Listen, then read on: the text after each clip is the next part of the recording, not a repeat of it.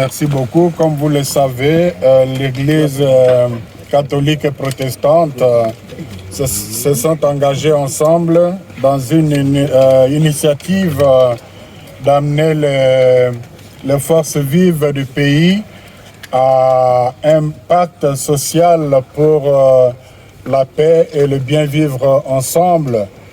Et pour cela, nous avons commencé une tournée de personnalités importantes à impliquer dans cette dynamique.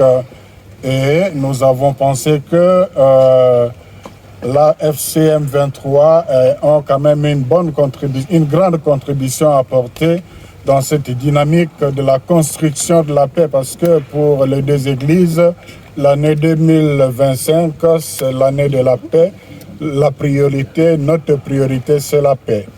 Et voilà pourquoi nous sommes venus les exhorter, aussi les écouter, et en même temps aussi, à travers Monseigneur Willy, écouter la population, savoir comment vivent les gens ici, qu'est-ce qui se passe.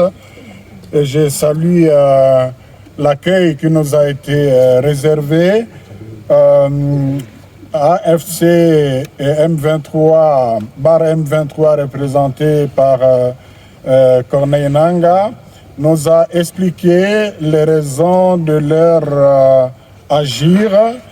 Ce n'est pas à moi de le dire parce que je ne suis pas leur porte-parole, mais à ce stade, je peux dire qu'en les écoutant, ça nous a motivé davantage de travailler dans le sens de ce pacte-là.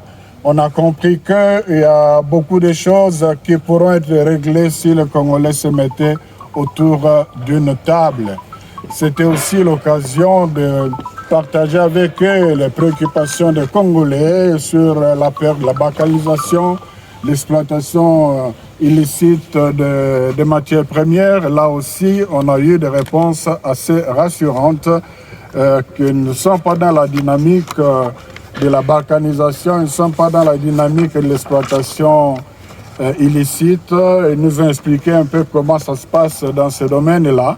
Et c'était aussi l'occasion de faire des plaidoyers pour l'ouverture de l'aéroport, du port, mais aussi pour obtenir l'arrêt de la guerre le plus tôt possible, parce que nous restons convaincus que la solution à cette crise n'est pas militaire.